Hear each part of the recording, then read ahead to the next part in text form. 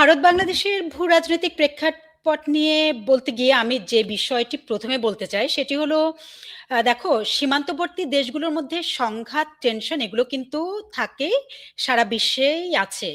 এর মধ্যে যদি একটি দেশ আরেকটি দেশের চেয়ে সব দিক দিয়ে বড় হয়, অর্থনীতিতে, আয়তনে, তাহলে এই টেনশন কিন্তু আরো বেশি থাকে। ভারতের সাথে আমাদের সম্পর্কের যে টানাপোড়েন, সেগুলো এই সীমান্তবর্তী অঞ্চলের টানাপোড়েনের বাইরে কিছু নয়। কিন্তু সীমান্তবর্তী দেশগুলোর মধ্যে কিন্তু বিভিন্ন ধরনের নির্ভরশীলতাও আছে, নির্ভরশীলতাও থাকে, যেটা ভারত এবং বাংলাদেশের মধ্যেও আছে। সোজা কথায় ভারতের যেমন আমাদেরকে দরকার, আমাদেরও ভারতকে দরকার। সম্পর্কটা বন্ধুত্বের এবং এই বন্ধুত্ব বজায় রাখার দায়িত্ব কিন্তু দুজনারই। সম্পর্কটা আমরা যখন বজায় রাখবো তখন অবশ্যই আমরা এক দেশ আরেক দেশের অযৌক্তিক কর্মকাণ্ডের প্রতি সবসময় সোচ্চার থাকবো, প্রতিবাদ করব, রাষ্ট্রীয়ভাবে প্রতিরোধ করব, যেটা আমরা ভারতের বেলায়, ভারতের অনেক কর্মকাণ্ডের বেলায় করেছি, ভবিষ্যতেও করব। কিন্তু এই প্রতিবাদ প্রতিরোধ কখনোই তাদের সার্বভৌমত্বের উপর হুমকি দিয়ে নয়, তাই না? যা গত 6 মাস ধরে আসলে বাংলাদেশ থেকে করা হচ্ছে।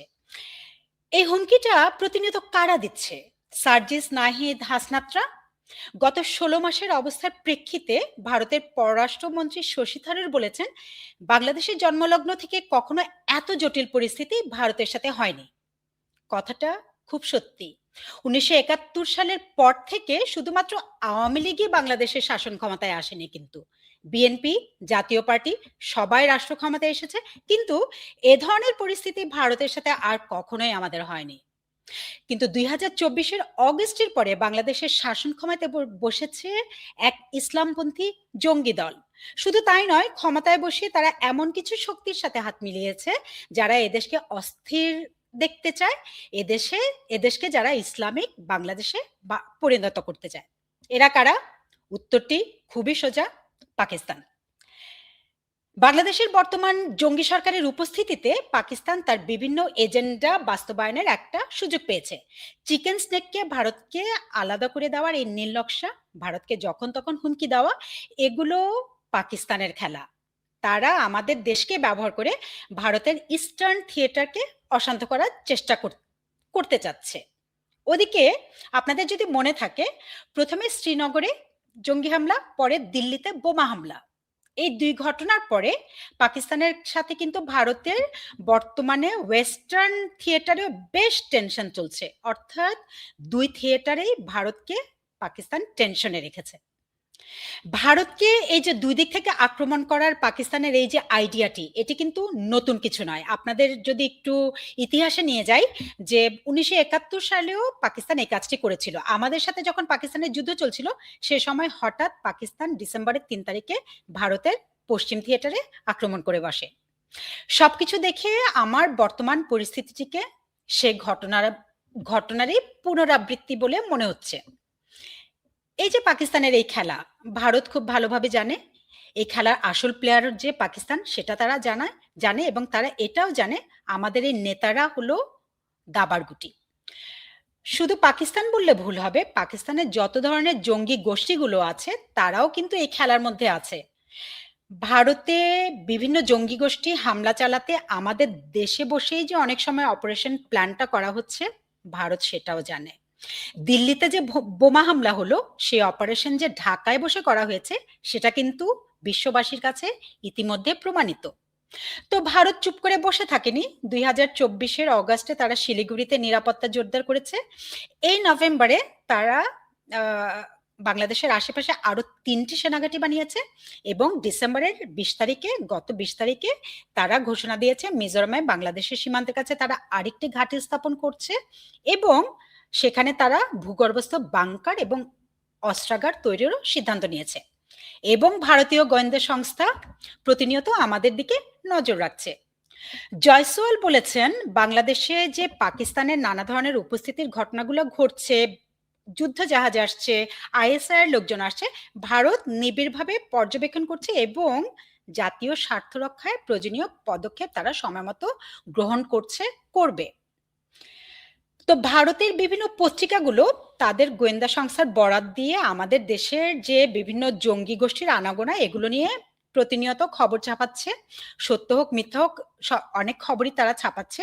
এই ধরেন গত ১৬ তারিখ ভারতের বিভিন্ন পত্রিকার তথ্য এসেছে যে আলফা প্রধান পরেশ বড়ুয়া, মানে অসমের বিচ্ছিন্নতাবাদী সন্ত্রাসী সংগঠনের নেতা পরেশ বড়ুয়া এখন ঢাকায়, যার সাথে মিটিং করছেন গোলাম আজমের ছেলে জেনারেল আজমি, সঙ্গে আরো আছেন অনেক সেনা কর্মকর্তা। পরেশ বড়ুয়া এখানে খুব গুরুত্বপূর্ণ, তিনি 10 ট্রাক অস্ত্র মামলার অন্যতম প্রধান আসামি ছিলেন। ভারতীয় গোয়েন্দা সংস্থার বরাত দিয়ে পত্রিকাগুলো বলছে চিকেন স্নেককে ভারত থেকে বিচ্ছিন্ন করার পরিকল্পনার অংশ হিসেবেই নাকি পরেশ বড়ুয়াকে ঢাকায় আনা হয়েছে। আবার ধরুন ডিসেম্বরের 23 তারিখে ভারতীয় মিডিয়া নর্থ ওয়েস্ট বিরাট বড় এক খবর ছেপেছে। আমি আপনাদের কিছু তথ্য দেই সেখান থেকে।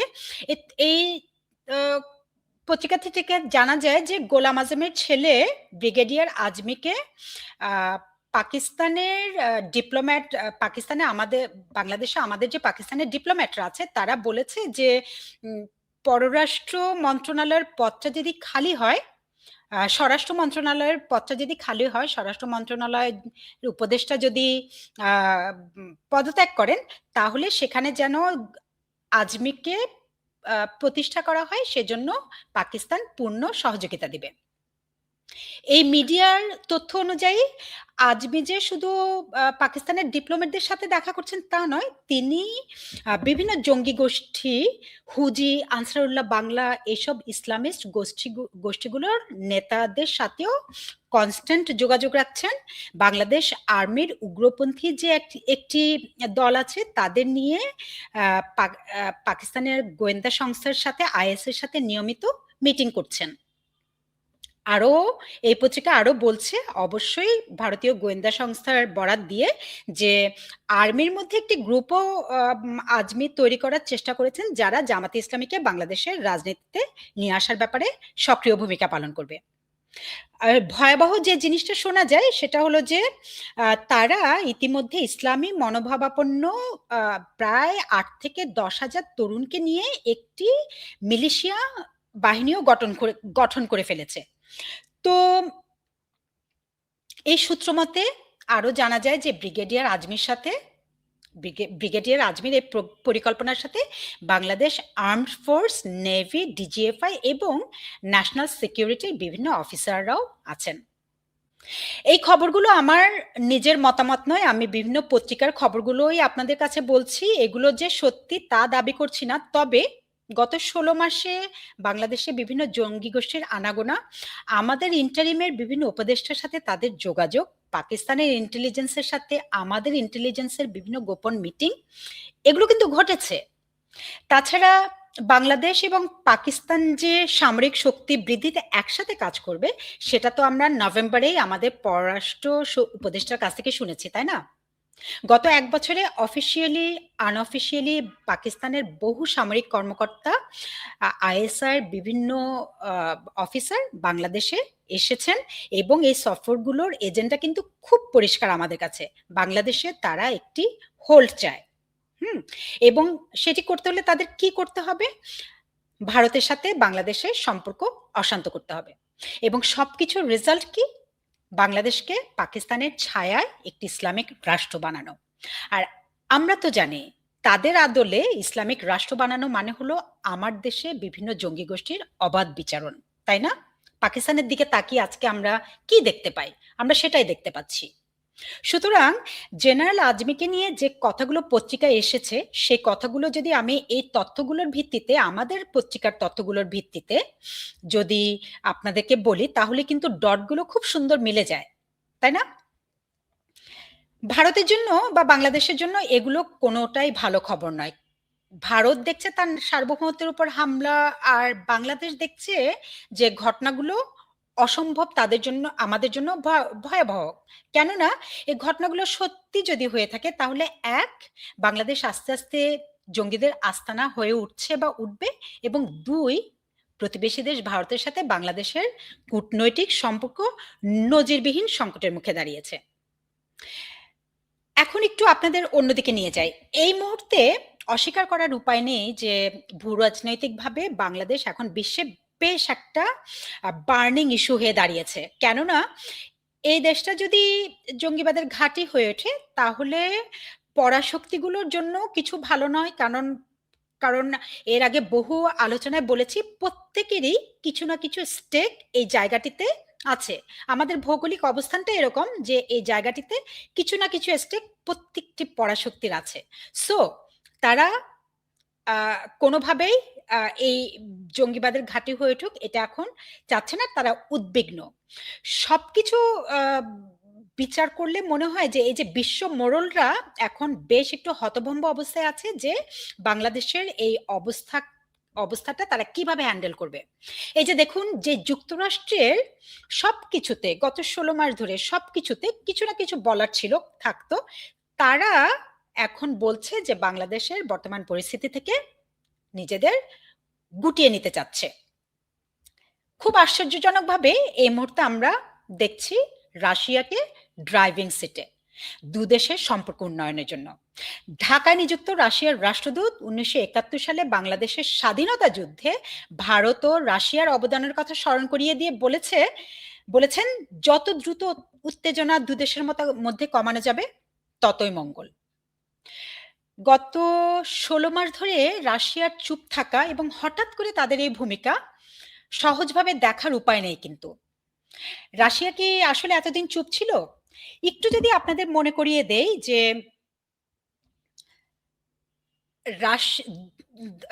আমরা আমাদের দেশে যে কালার রেভলিউশন হবে সেটি কিন্তু আমরা সবচেয়ে প্রথমে জানতে পারি রাশিয়ার কাছ থেকে, তাও 2023 সালের নভেম্বর মাসে। রাশিয়া একটি টুইটের মাধ্যমে একটি সতর্ক বার্তা কিন্তু আমাদের দিয়েছিল, আমরা পাত্তা দেইনি। আপনারা দেখেছেন যে ইন্টারিম গভর্নমেন্ট ক্ষমতায় আসার পর থেকেই রাশিয়ার একটি জাহাজ আমাদের বঙ্গোপসাগরে অবস্থান নিয়েছে। সে জাহাজটি কিন্তু যুদ্ধ জাহাজটি কিন্তু এখনো আছে এবং এরপরে 2 থেকে 3 বার, আমার ঠিক খেয়াল নেই, 2 থেকে 3 বার রাশিয়ার বিভিন্ন নিরাপত্তা বাহিনীর নেভি অফিসার এরা শুভেচ্ছা সফরে এসেছেন এবং আমাদের দেশের নিরাপত্তা বাহিনীদের সাথে তারা শুভেচ্ছা সফর করে শুভেচ্ছা বিনিময় করেছেন। তো এগুলো কিসের আলামত? ইন্টারিমকে ভালোবেসে বা স্বাগত জানিয়ে এগুলো হয়েছে বলে আপনারা মনে করেন? আমি কিন্তু তা মনে করি না। আমি মনে করি যে রাশিয়া এগুলো একটা সিগন্যাল দিয়েছে যে উই এক্সিস্ট, আমরা এখানে আছি, মাথায় রেখো। এবং দেখেন সময় মতো রাশিয়া কিন্তু ঠিকই জায়গা মতো ঢুকে গেল। আবার দেখুন পুতিনের ভারত সফর করার কথা ছিল 12 ডিসেম্বর, সেটি তিনি এগিয়ে নিয়ে আসলেন 5 ডিসেম্বর। এরপর 12 ডিসেম্বর তুর্কমেনিস্তানে তুরস্কের প্রেসিডেন্ট এরদোয়ানের সাথে তিনি 42 মিনিটের একটি জরুরি বৈঠক করেন, কিন্তু পাকিস্তানের প্রেসিডেন্টকে সে মিটিং থেকে দূরে রাখেন। অনেকে মনে করেন পুতিন আর এরদোয়ানের এই মিটিংই বাংলাদেশের রাজনৈতিক মোড় ঘোরানোর জন্য একটি বিরাট নিয়ামক। পুতিন এরদোয়ানের মিটিং এর কিন্তু মূল এজেন্ডা ছিল ইউক্রেন রাশিয়া যুদ্ধ। তবে এই মিটিং এ পুতিন এরদোয়ানকে বাংলাদেশের চলমান রাজনৈতিক পরিস্থিতিতে তাদের ইনভলভমেন্ট কমিয়ে আনতে রাজি করিয়েছে বলে ধারণা করা হয়। কথা হলো তুরস্ক কেন পুতিনের কথায় রাজি হবে, তাই না? এই প্রশ্নটা সহজেই আসে। কারণটা বলি। তুরস্ক বা এরদোয়ান সবসময় শান্তি ও স্থিতিশীলতার অবস্থানকে স্বাগত জানায়। এই নীতিতে তারা বিশ্বাসী, এটি তারা বিশ্ববাসীর কাছে প্রতিষ্ঠা করতে চায়। পুতিন সে অবস্থানটাকে বাংলাদেশের প্রেক্ষিতে কাজে লাগিয়েছে। এই যে তারেক জিয়ার ফেরত আসা, এই মিটিং সেই এই ফেরত আসা এই মিটিং এরই ফল বলে অনেকেই মনে করছেন। এখন আপনাদের অনেকেরই প্রশ্ন আসতে পারে মনে যে তুরস্ক কেন এখানে এত গুরুত্বপূর্ণ, মানে পুতিনকে কেন তুরস্কের বাংলাদেশের রাজনৈতিক প্রেক্ষাপটে ভারতের সাথে না তুরস্কের সাথে কেন পুতিনের এত কথা দরকার, অথবা তুরস্ককে রাজি করিয়ে এটা হলো। কেন গুরুত্বপূর্ণ সেটা তাহলে বলছি। আজকে যে পাকিস্তান আমরা দেখি, আজকে পাকিস্তানের যে ভারত বিরোধী চক্রান্ত আমরা দেখি, বাংলাদেশকে অশান্ত করার যে প্রক্রিয়া আমরা দেখি, এর পেছনে অনেকটা শক্তি কিন্তু তুরস্ক বা টার্কি। ধারণা করা হয় ভারতে সম্প্রতি যে দুটি বোমা হামলা ঘটনা হয়েছে, পাকিস্তানের সাথে তুরস্কেরও নানাভাবে আহ, জড়িত থাকার সম্ভাবনা আছে। একটু মনে করে দেখবেন যে আমাদের যুদ্ধ অপরাধীদের বিচারে প্রথম যে দেশটি প্রশ্ন তুলেছিল সেটি হলো তুরস্ক। এদিকে আমরা গত 24শে অগাস্টের পর পাকিস্তানের সাথে সাথে যে দেশটির সবচেয়ে বেশি আনাগোনা দেখেছি বিভিন্ন কারণে, অস্ত্র কেনা বেচা, অস্ত্র কারখানা বানানো, বিভিন্ন সেন্সিটিভ ইস্যুতে যে দেশটির, পাকিস্তানের পরে যে দেশটির আনাগোনা দেখেছি সেটি কারা? তুরস্ক।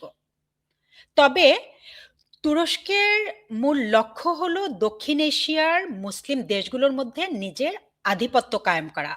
মানে টার্কি বা এরদোয়ান এখনো ইসলামিক অটোমান সাম্রাজ্য প্রতিষ্ঠার স্বপ্ন দেখে এই এই সাউথ ইস্ট এশিয়াতে। হুম।